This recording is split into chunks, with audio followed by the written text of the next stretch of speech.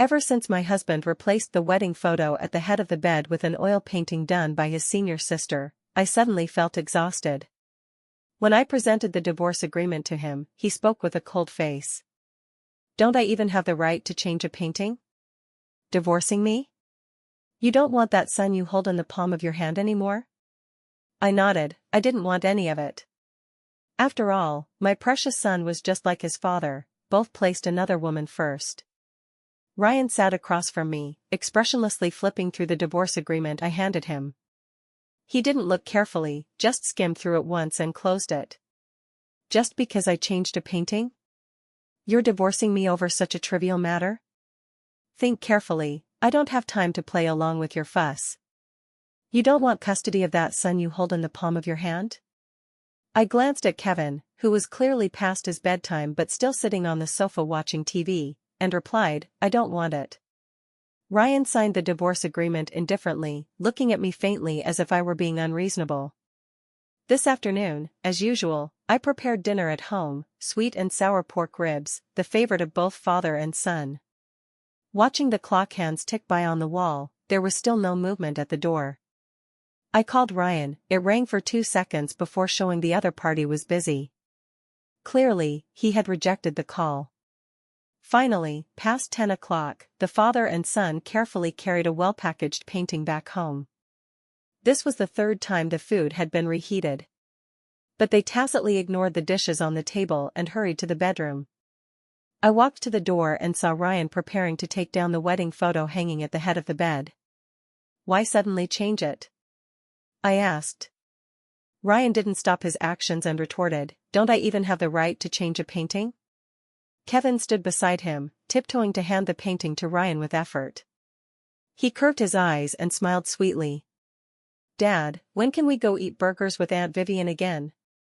Ryan quickly covered Kevin's mouth and glanced at me. "I didn't tell you just to avoid misunderstandings." This Vivian was Ryan's senior sister, and also mine. Recently, due to a job transfer, she was working in the same laboratory as Ryan. I lowered my head and slowly looked at the food on the table that seemed about to cool again, saying softly, "Next time, don't take Kevin to eat fast food, his stomach isn't good to begin with." "All right," Ryan merely responded, hanging the painting from Kevin's hands at the head of the bed. After adjusting the position, he smiled satisfactorily and took a photo. "Dad, Aunt Vivian is amazing. She can even paint." Kevin looked at the painting on the wall with admiration. I glanced at the painting on the wall, a Romanticist oil painting. It turned out to be painted by Vivian. Ryan just smiled broadly, continuously tapping on his phone screen. Kevin eagerly climbed onto the bed, stretching his little head to stare at Ryan's phone. "Dad, what are you chatting with Aunt Vivian about?" "I want to chat with Aunt Vivian too." After Ryan signed the divorce agreement, I prepared to leave that very night. But looking at this house where I had lived for nearly 8 years, I was somewhat at a loss for where to start. "It's too late today, you can leave tomorrow," Ryan said, looking at me. I shook my head. "Today it is." I packed my essentials, put the wedding ring back in its place, and didn't take anything else. As I dragged my suitcase to the door to change shoes, Kevin walked over, timidly looking at me without a word. Looking at this little one I had raised for 6 years, my heart uncontrollably stirred. I said, "I've divorced your dad. From now on, listen to your dad well. Eat less junk food, and remember you're allergic to seafood, don't eat it." Kevin rolled his eyes, completely unconcerned. "Humph, anyway, Dad said you'll come back in a few days. You have no friends here, only Dad and I are with you." Then, he tiptoed and whispered in my ear, "Mom, why don't you just never come back? I don't like you, I like Aunt Vivian. If you don't come back, Aunt Vivian can be my mom." Kevin's words eroded the last bit of softness in me.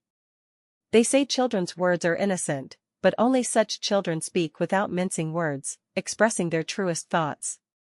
The son I had held in the palm of my hand since he was little had never liked me. I said nothing more, picked up my luggage, and left. What Kevin said wasn't entirely unreasonable, I indeed had no friends here. Back then, Ryan and I were in a long-distance relationship. Because I didn't want to lose him and wanted a future with him, I left my familiar hometown and quit my satisfying job. At that time, I loved passionately, always believing the right person would wait for me ahead. Later, we were indeed very affectionate and gave birth to our cute son, Kevin. Kevin needed care, and Ryan was unwilling to give up his work. In marriage, someone always has to make sacrifices, right? I understood his implication. Moreover, the job I found in this city was indeed not as good as Ryan's. So, with the idea that as long as we were happy, I willingly stayed home as his virtuous helper, taking care of our life and our son. Until Vivian was transferred to Ryan's laboratory, I found our relationship deteriorating day by day. What faded, faded, what broke, broke. Even Kevin was the same, telling me more than once that he wanted Vivian to be his mom. I dragged my luggage, standing on the street at dawn to hail a cab. The night wind was more desolate than my heart. I rented a small apartment facing the sun, with good lighting. Previously at home, I would write some research materials and papers. Today, I received good news of an award. The prize money wasn't much but not little, enough for me to live on for a year or so. This morning, after getting up, I felt a rare leisure. No need to jump up at the alarm or bustle about Kevin's school matters. I looked in the mirror, carefully applied light makeup, and tidied my hair. I looked much more spirited. I also signed up for a fitness class. Although days at home involved playing with Kevin and doing a series of household chores, there was no lack of exercise. Outsiders might gossip that I didn't work and was a useless housewife. Actually, I didn't care, because I knew the facts weren't like that. If relying only on Ryan's salary, it would be hard for Kevin to live such a pampered life. I cleared my mind and prepared to draft a resume. I still wanted to go back to work, to stand in a laboratory rather than just sit at a computer desk.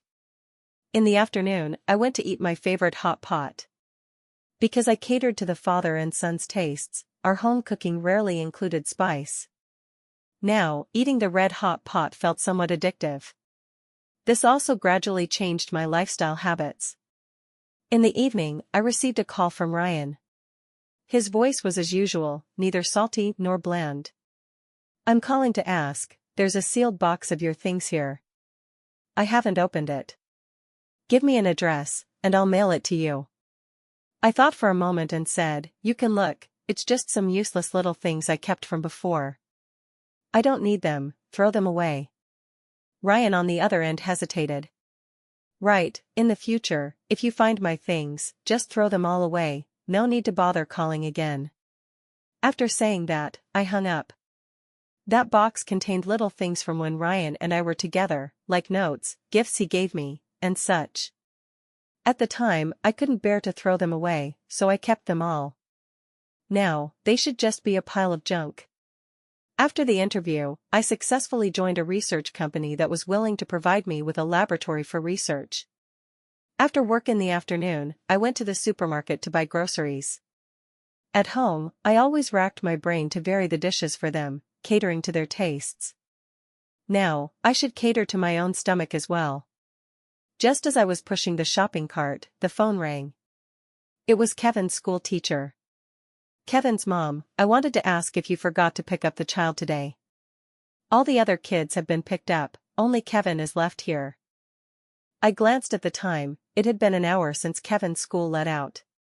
But I continued pushing the cart, with no intention of changing my plans for this. "Teacher, it's like this, Kevin's dad and I have divorced, and custody is with his dad now. Please contact his dad, I'll give you the number."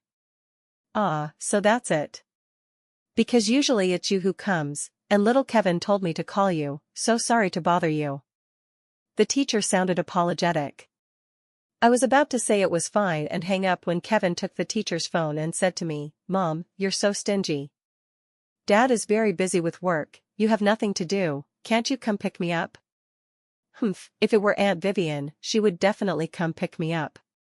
Hearing this, my heart felt no ripples. "Kevin, your dad and I have divorced, I won't come pick you up anymore.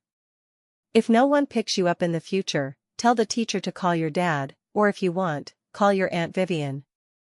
After saying that, I hung up. I don't remember teaching Kevin to be like this. When he was little, Ryan was busy with work and had little time to accompany him, so I told Kevin that Dad worked hard and we should be understanding. Children always get used to the adults at home pampering them, taking it for granted. I rubbed my forehead.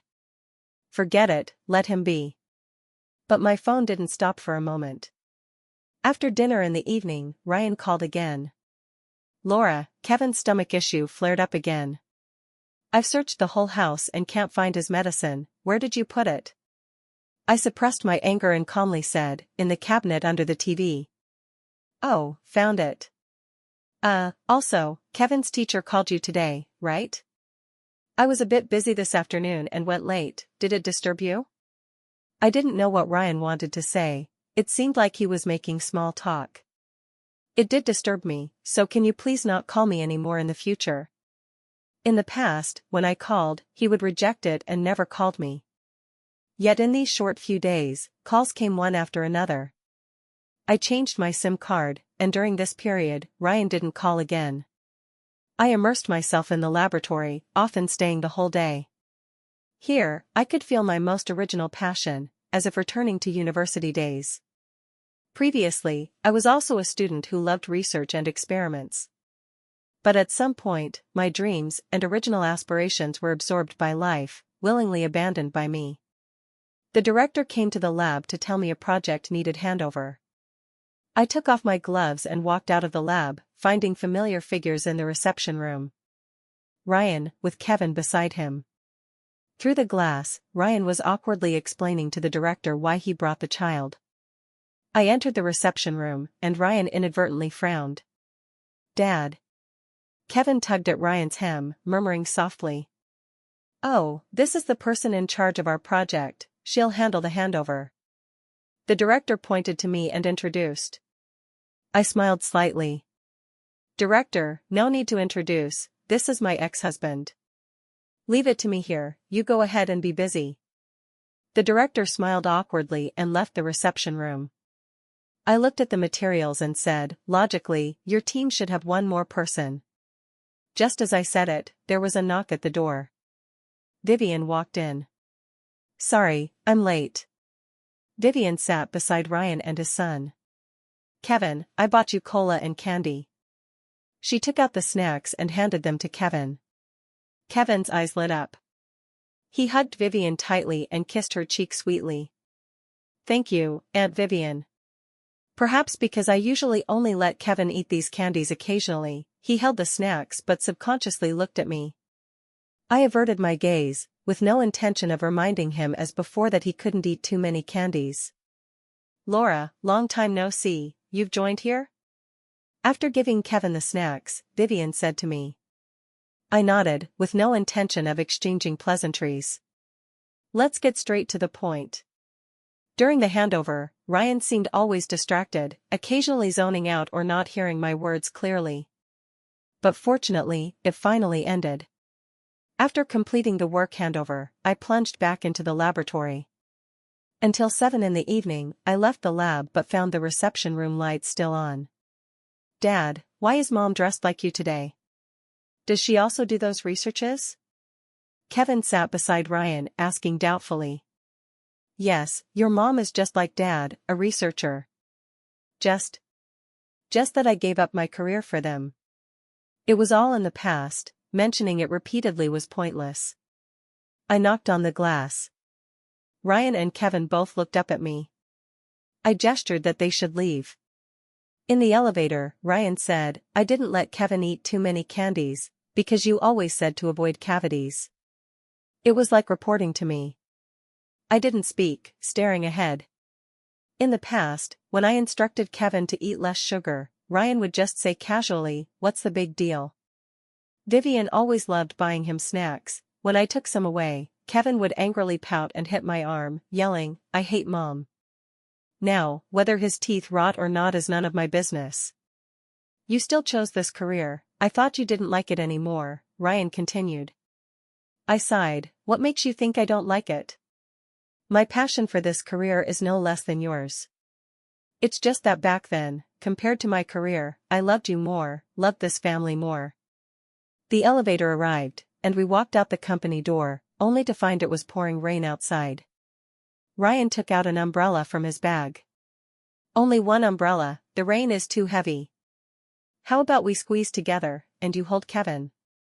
Kevin looked at me, with a hint of expectation in his eyes. I shook my head. No need, I'll take a cab. I hailed a cab and walked into it through the rain. Watching the retreating figures of Ryan and Kevin in the rain, I couldn't help but recall a previous rainy day when I brought an umbrella to pick him up at Ryan's door, but he got into Vivian's car, telling me they had something to do and to go back myself. I stood dazed in the rain, looking at myself who had come through the rain, just a huge joke. Actually, Ryan wasn't like this before. When it rained during school, I went to pick him up. He raised the corners of his lips and linked my arm. I really hope it rains every day. In the future, come pick me up whenever it rains, okay? The small umbrella couldn't cover both of us, yet neither got wet. But the one who first made the promise was the first to forget. One weekend, I went home to celebrate my mom's birthday. Unexpectedly, Ryan and Kevin had arrived at my parents' house before me. When I got home, they were in the kitchen helping my mom make dumplings. Clearly, he always said he had no time to come celebrate my mom's birthday before. Why didn't you come back together? My mom asked with a beaming smile when she saw me. Ryan wiped his hands on his apron and whispered beside me, seeing Mom so happy, I couldn't bear to say, how about we? I put down my coat and gifts and walked to the kitchen. Mom, Ryan and I have divorced. Sorry, I've been busy lately and forgot to tell you. The three hands stopped simultaneously. Mom looked at me, first frowning, then relaxing. All right. Your dad and I don't interfere in you young people's affairs. But everyone can come here. In the evening, my parents called me to the room. The atmosphere wasn't serious, I knew they just wanted to ask. My dad stared at me and said, wasn't it you who said Ryan has no family and you felt sorry for him? You quit your job, left home, now you have a family and a precious son, and you're willing to let go? Ryan lost his relatives young and suffered a lot growing up. I felt sorry for him and loved him. Your dad and I just want to ask if you've really thought it through? I nodded seriously. Men also need delicate emotions and responses. My parents said no more, patted my shoulder. As long as you've thought it through, we won't ask any more. That evening, Ryan suggested staying overnight at his grandparents' house. It's been ages since Kevin visited Grandpa and Grandma, his parents agreed cheerfully. What about you, Laura? Not staying overnight at your parents'? Ryan turned to me and said. I'll go back first, I have work tomorrow. You stay. Ryan grabbed my arm. Then I'll go back too, I forgot I have work tomorrow too. Kevin, stay with grandparents today, Mom and Dad will pick you up tomorrow, okay? I looked at Ryan puzzled. He had already pulled me outside. On the way, I drove. Ryan said, Kevin is still young, ultimately, he can't be without his mom. These days, he's always looking for you at home. I just said we'll pick him up together tomorrow, the day after is his birthday, just to make him happy. Can we? The car lights illuminated the road ahead, I was somewhat distracted. Although I had invested energy and love in raising this little guy, let's just say it was in vain. Many times when he could make wishes, like on birthdays, seeing rainbows, or releasing sky lanterns during New Year, Kevin's wishes were always for Vivian to be his mom, replacing me. I snapped back and said coldly, I have something tomorrow, I can't come. You're unwilling for such a small thing? Ryan, hearing my negative answer, became somewhat angry. I lost patience too. My voice was a bit loud. Ryan, we've divorced. In the future, can you not trouble me with every little thing? I'm not always revolving around you, father and son. Ryan's expression dimmed, he turned his head away and didn't speak the rest of the way. The next day, I really didn't go. In the lab, I even forgot about it. On the way home in the evening, passing a potted plant store, I went in to look. At a glance, I spotted the Phalaenopsis. Light purple Phalaenopsis flowers bloomed on slender branches, very beautiful. The owner told me Phalaenopsis are somewhat hard to care for and require more effort, and informed me of the precautions. Back home, I placed the Phalaenopsis below the windowsill, ventilated and able to absorb sunlight, but not too sunny. After checking related information online, I carefully watered and fertilized it, moving it according to temperature. After doing a series of things, the phone's piercing ring sounded again. Laura, what to do? Kevin. Ryan was frantic on the other end, his words unclear. Kevin is allergic to seafood. I just let him eat a little crab. How is it so serious? Laura, what should I do? Can you come take a look? Ryan, what can I see? I'm not a doctor. If Kevin is allergic to seafood, take him to the hospital. Why rush to call me? Or do you not know the hospital's number? After saying that, I hung up.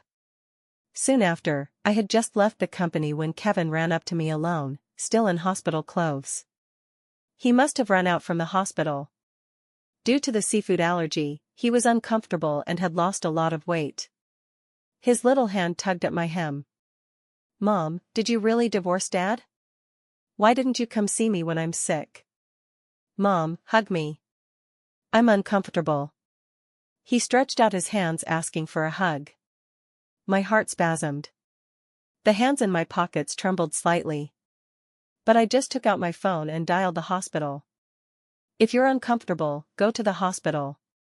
Finding Mom is useless, I said coldly. After sending Kevin to the hospital, only now did I realize how much Kevin resembled his dad Ryan, not just in appearance, but in personality too. On an ordinary evening, after finishing caring for the Phalaenopsis, a university classmate I hadn't contacted for a long time called. Laura, long time no see. Yes, Emily, I replied. Right, this Saturday we're organizing a university classmate reunion. The great scientist Laura must come. You can't refuse. Didn't we all agree before to gather in the future, and whoever doesn't come isn't loyal enough, remember? Emily's words made it hard for me to refuse. Recalling those beautiful and innocent university days, I smiled. Okay, of course I'll come. After telling me the address, Emily hung up. On Saturday, I went to the reunion address, a private room in a restaurant. As I pushed open the door, there were faces both familiar and strange. Everyone seemed unchanged yet changed, but I could still recognize who was who. Two female classmates I got along well with before saw me and immediately ran over. Isn't this Laura? Finally willing to gather with us. Their faces were a bit flushed. I laughed. People haven't all arrived yet, and you've started drinking? I was pulled to a seat. I say, Laura, you haven't shown up for a while. No trace of you at the research institute, only occasionally seeing a few of your papers online. What big things are you doing? Emily came over, smiling mischievously. She is indeed doing big things, life's big events. Everyone around laughed. Is your relationship with Ryan still so good? Your love back then made us so envious. Yes, back then you quit your job for Ryan, ran so far just to be in the same city. Ah, no need to worry about our Laura's life, she has a son, a happy and complete family. Hey, why didn't you come together? Everyone's words caught me off guard. I smiled. Ryan and I have divorced. As soon as I said it, everyone was a bit awkward and at a loss. Ah, you've been together nearly 10 years, are you quarreling? I shook my head seriously. Really divorced. As I spoke, the door opened. It was Ryan and Kevin. Everyone's faces were a bit stiff and awkward. Ryan walked over, picked up a glass of wine, and chatted with everyone. After so long, those unadapted to my leaving had adapted. Probably like that. Kevin was no longer as active as before but sat obediently beside Ryan. Occasionally, someone asked whose child he was. He would point to Ryan and say, "That's my dad," then point to me, "That's my mom." The dinner was quite harmonious, everyone hadn't seen each other for a long time. The talks were about experiences these years and embarrassing stories from university. Anyway, hearing them now, having gone through them, just laugh it off. Many classmates drank a lot out of happiness. When leaving the room, they needed support. My alcohol tolerance is poor, I didn't drink much. Ryan drank quite a bit, his face flushed, but he seemed sober. Emily needed to vomit in the toilet, I supported her there. After vomiting, Emily rinsed her mouth, as if regaining consciousness. She patted my shoulder. "Laura, have you and Ryan really ended?" I stared at her and nodded. Emily sighed and turned her head aside. "You two are really a pity. Was the love so intense back then all fake?" "It wasn't fake, it's just gone now," I replied.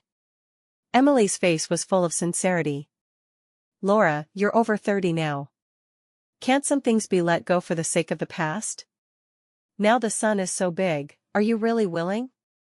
Small frictions between couples are normal, let alone you've been together so long. Besides, which couple reaches old age without some conflicts before?"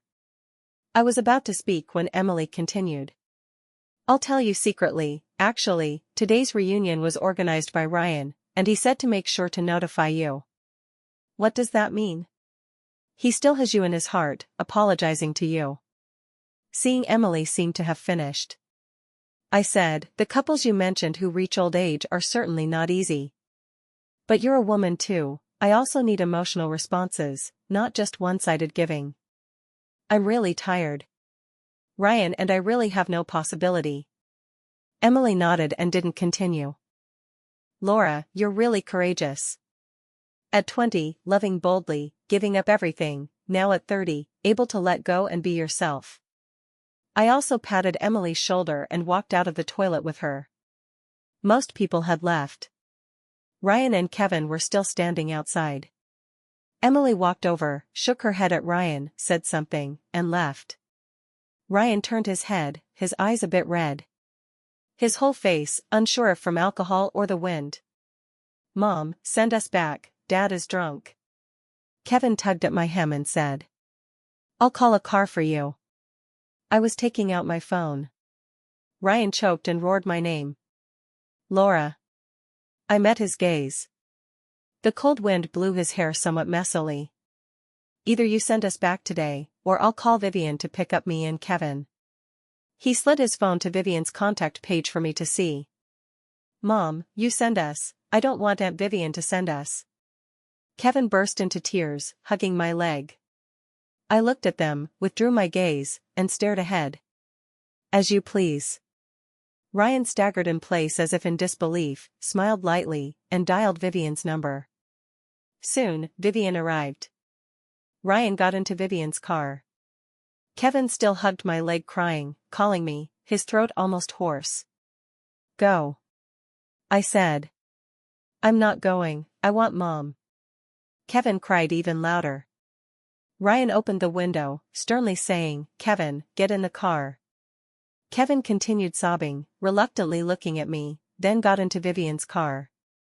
I also hailed a cab home. On the way, I opened the window to dispel the alcohol on me. Cold wind drilled into my body from every crevice, I wrapped my clothes tighter. Back home, I unexpectedly found the phalaenopsis had bloomed. Light purple imprinted on white petals, like a cluster of dancing butterflies. I gently touched it, so beautiful. Originally, seeing something you carefully nurtured bloom and bear perfect fruit is such a feeling. A gust of wind blew, the phalaenopsis petals gently touching my fingers. Was this feedback to me? From then on, I fell in love with cultivating potted plants, buying all sorts of large and small, various types, and placing them at home. After learning and recording each knowledge online, I applied targeted care. They also thrived under my daily tending. One day after work, there was urgent knocking at the door. I opened it. It was Ryan and Kevin. Ryan's eyes were bloodshot, as if he had been drinking again. "What's the matter?" I didn't know how they knew my address, I asked. Ryan didn't speak, pushed me aside, and walked straight into my home. He started entering the bedroom, bathroom, kitchen. Everywhere he went, he turned upside down. He hurriedly went to the living room, crazily pulling out and lifting sofa cushions. I watched the scattered toiletries, quilts, sofa cushions on the floor. Raising my eyes, I met Ryan's gaze. He widened his eyes, muttering, "Where did you hide him? How can there be no trace?" He shook my shoulders. I pulled away. "I have no affair, no cheating, I live here alone, no one else." Ryan's eyes red, voice choking. "This is impossible, impossible, I really can't think why you don't want us, I really can't." After saying that, Ryan slumped on the floor, murmuring, "Didn't you love me very much? Didn't you love Kevin very much? How can you say you don't want us and just don't?" Ryan roared. I pulled Kevin, who had been standing at the door, inside and closed the door. "Weren't you most afraid of my tears? You said when I cry, your heart hurts too, you said whatever I say when crying, you'll agree. Now I want you to come home with us, Laura." Finally, Ryan called my name in a pleading tone. Previously, I was indeed most afraid of Ryan being sad. When he was heartbroken, I felt pained. But now, I felt nothing. Love can be eroded over time. And the one eroded first was Ryan. Loving or not loving is too obvious. Starting from when you didn't answer my calls, from when you only smiled chatting with others, from when you didn't listen to my words, from when you took off the wedding ring. When these small things had already happened, it meant we were about to end. And the one who first lost feeling, first let go, wasn't it you? Ryan. I had many thoughts inside, but I said nothing. Ryan still cried, unlike his usual shrewd and capable self. "I've hung the wedding photo back, let's start over, okay?" He held my hand, face full of tear streaks. I withdrew my hand and said flatly, "It doesn't matter anymore." That night, I took Ryan and Kevin to the guest room to rest for the night. I tidied the house and barely slept the whole night. In the morning, Kevin surprisingly got up earlier than me. When I left the bedroom, Kevin was standing in front of the windowsill full of potted plants I grew. He was about to reach out to touch that phalaenopsis. I stopped him. "Don't touch it," I finally raised it well. Kevin withdrew his hand, just staring at these various-sized potted plants. Soon, Ryan got up, looking much more conscious. "Sorry for the trouble." Then, he looked at where Kevin stood and said, "When did you start liking growing potted plants?" I drank some water, looked at the windowsill, and said, "Potted plants are much easier to raise than people. Even publicly recognized hard-to-raise potted plants, under careful care and protection, can bloom in response to me." After saying that, I withdrew my gaze. Ryan heard the implication. He smiled, "So that's it. I won't disturb you anymore in the future." Same for Kevin, but if you have time, can you come see him? Ryan sat on the sofa, tentatively saying, "The company got me an opportunity for overseas research, probably won't have time in the future." I said. Ryan nodded with a bitter smile, pursed his lips. "Then I'll go, take care of yourself." Saying that, he stood up, pulling Kevin. "But I still want to tell you." Ryan turned around. "I love you very much. Only you. Perhaps we ultimately couldn't escape time's curse, the promised growing old together is something few couples achieve after all." I raised my eyes. "It's not because of time, you forced me to leave, you let go first." Ryan was clearly stunned, his eyes starting to redden again. He turned away, pulling Kevin behind him. Kevin kept looking at me until reaching the door. He fiercely clutched the door, crying loudly, "I'm not going, I'm not going. Dad, you said you'd bring Mom back, you lied. I want Mom, I want Mom. I want Mom to live with us." Kevin cried heart-wrenchingly. Ryan pulled the struggling Kevin with both hands, his own voice carrying a sob, "We're going home. Mom, I don't want Aunt Vivian anymore, I only want you. In the future, I'll brush my teeth well, not eat snacks, sleep on time every night, not eat seafood, not worry Dad, okay?" I had already confirmed I wouldn't soften again, confirmed my resolve. Kevin is still young, many things he may not understand yet. Treating my occasional strictness as my flaw, I can understand. But if he always takes my goodness and care for granted, I'll be very disheartened. How I treat him, he should feel it with heart. Instead of repeatedly saying words that hurt and sting me. So ultimately, I didn't get up, didn't hug Kevin. In the end, the child couldn't resist the adult. Carried away by Ryan from my home. Until closing the door, I could still hear his cries. In the afternoon, I packed luggage. Looking at the windowsill potted plants, I was somewhat troubled. I took a few easy-to-wear transport plants. The rest I took back to my parents' house for them to care for. I was reassured. After all, whether cats or dogs, as long as my parents raise them, they're sure to be plump. The moment I boarded the plane, I turned back to look at this city. Though not my hometown, it was once my most loved city. When leaving, there was some reluctance. But no matter how much, I could only let go. It's not that couples can only have bland companionship. As individuals, we still need emotional responses. From many unworthy to mention small things, I knew we would end soon after. But I don't deny our past beautiful love. Nor reject the time when you drove me away. In love, we should be able to pick up and let go.